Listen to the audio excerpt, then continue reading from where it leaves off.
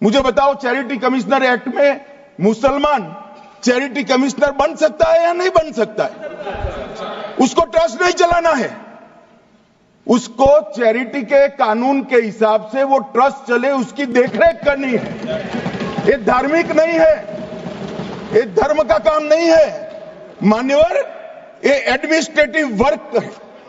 और इसलिए तो फिर चैरिटी कमिश्नर हिंदू होगा तो वो क्रिश्चियनों के ट्रस्ट का कैसे देखरेख करेगा?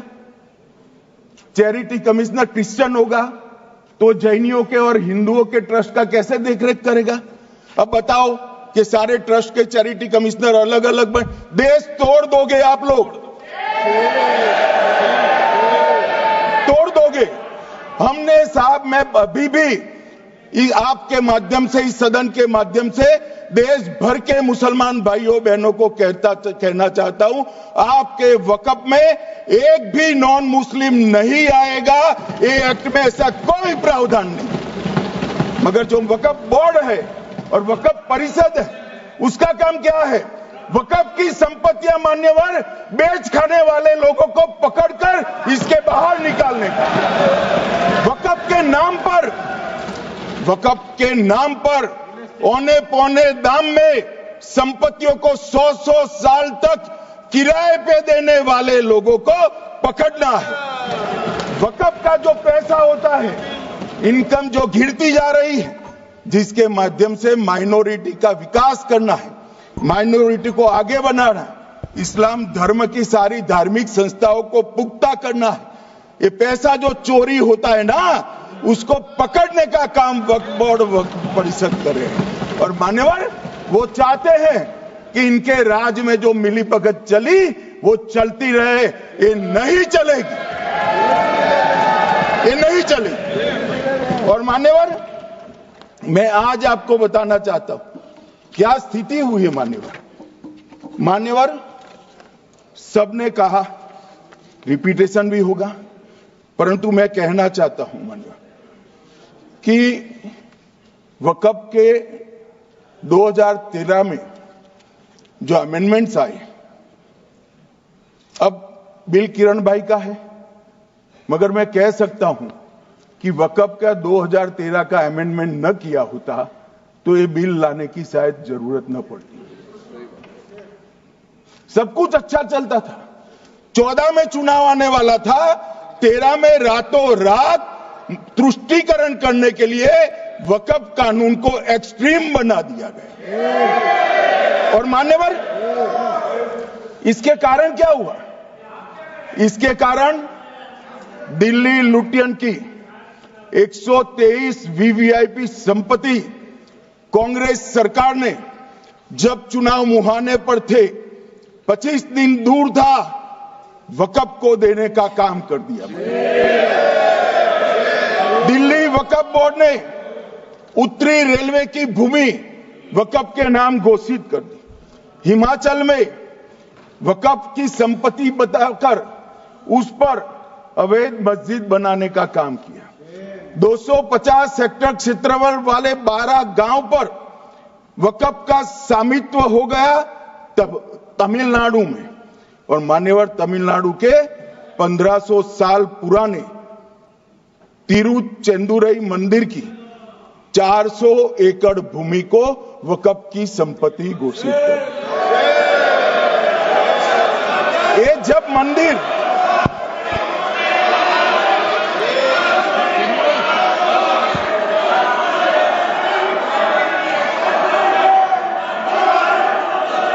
आपको मौका मिले जब अपनी बात कह देना, प्लीज बैठिए। मान्यवर, कर्नाटक की, आपको मौका मिले जब अपनी बात कह देना। आप भी बहुत मिसलीड करते हैं, बैठिए। गृह मंत्री जी। मान्यवर, कर्नाटक की मणिपट्टी समिति का रिपोर्ट में पढ़ रहा हूं, इसमें मेरा कुछ नहीं है, खड़े मत हो जाना। ये मणिपट्टी समिति का रिपोर्ट है।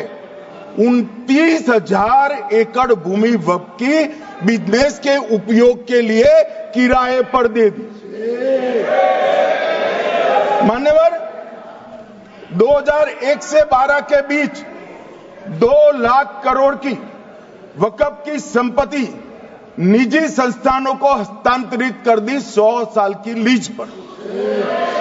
मान्यवर, बेंगलुरु में उच्च न्यायालय में बीच में पड़ना पड़ा, 602 एकड़ भूमि को जब्त करने से रोकना पड़ा। विजयपुर कर्नाटक के होनवाड़ गांव की 1500 एकड़ भूमि पर दावा कर उसको विवाद में डाला और 500 करोड़ की संपत्ति जिस भूमि का मूल्य है वहां 5 स्टार होटल को महीने 12,000 रुपए के किराए से दे दी। अब मान्यवर ये कहते हैं कि इसका हिसाब किताब न करो, इसकी देखरेख न करो। भाई ये पैसा जो है देश के गरीब मुसलमान का है, ये गन्ना सोटों की चोरी के लिए नहीं, ये इसको रोकने के लिए। और इनके जो ठेकेदार बैठे हैं मान्यवर, ये यहां गरज गरज कर बोलते हैं, कुछ तो समझे बगैर बोलते हैं, कुछ समझ कर बोलते हैं। उनको लगता है कि इससे हम जीत जाएंगे। मान्यवर, कर्नाटक में दत्तापीठ के मंदिर पर क्लेम किया। अब मैं कहना चाहता हूं 83(9) उसमें अधिकरण द्वारा किए गए किसी भी विनिश्चय का आदेश विरुद्ध, चाहे वो अंतरिम हो या फाइनल, इस पर अपील नहीं हो सकती। इसका मतलब अपील का प्रोविजन आपने रखा ही नहीं था। सिविल न्यायालय, राजस्व कोर्ट और अन्य प्राधिकरण उसके अधिकार क्षेत्र पर भी प्रतिबंध लगा दिएगा। और सरकारी अधिसूचना जो बाद में वक्फ बोर्ड और वक्फ परिषद के एडवाइस से होगी, इसको भी कोई चुनौती नहीं दे सकता। मान्यवर, मुझे ये बताओ कि अभी अभी फैशन है संविधान लहराने की, ये संविधान के हिसाब से सरकार का या किसी भी निजी संस्था का कोई भी फैसला मान्यवर कायदे की कोर्ट से बाहर कैसे हो सकता है? कोई भी फैसला हो, ये देश की अदालत वो फैसले तक रुचि नहीं रखेगी। नागरिक ग्रीवेंसेस लेकर कहां जाएंगे? जिसकी भूमि हड़प कर ली गई वो कहां जाएगा? ऐसा नहीं चलेगा।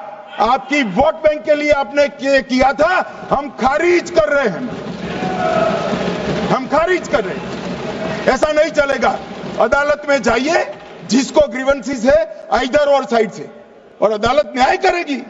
न्याय के लिए तो अदालतें बनी हैं। और मान्यवर, यहां एक सदस्य ने कह दिया माइनॉरिटी इस कानून को स्वीकार नहीं करेगी। क्या धमकाना चाहते हो भाई? संसद का कानून है, सबको स्वीकार करना पड़ेगा। स्वीकार नहीं करेंगे मतलब क्या है? कैसे बोल सकते हैं कोई? हम कानून को स्वीकार नहीं करेंगे। एक कानून भारत सरकार का है, हर एक पर बंधन करता होगा और इसको स्वीकार करना पड़ेगा। मान्यवर, ये हमने तो खैर वक्फ को छेड़खानी नहीं की, वक्फ बोर्ड और वक्फ परिषद के अंदर बदलाव किया है, मगर वक्फ के लिए भी क्या क्या जजमेंट आए। सैयद फजल पुकोया थंगल बनाम भारत संघ 10/11/28 को केरल उच्च न्यायालय ने उन्होंने कहा वक्फ बोर्ड एक स्टैट्यूटरी बॉडी है, यह मुस्लिम समुदाय का प्रतिनिधि निकाय नहीं है। इसका फंक्शनिंग मान्यवर एडमिनिस्ट्रेटिव है। धार्मिक क्रियाकलापों को तो वक्फ ने करना है, चाहे कब्रिस्तान हो, चाहे दरगाह हो, चाहे मस्जिद हो, चाहे चैरिटी का काम, वो वक्फ बोर्ड को नहीं करना है भाई। ये केरल हाईकोर्ट ने किया। इलाहाबाद हाईकोर्ट ने भी, उसने तो मुतवल्ली तक भी कहा है, मगर हम मुतवल्ली तो जो धर्म का है वही रखेंगे।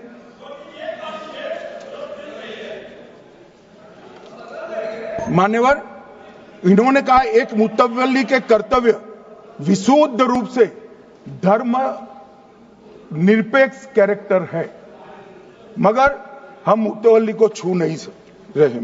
मान्यवर ये कह रहे थे कि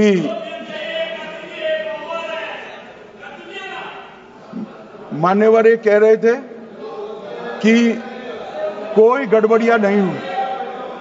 मान्यवर,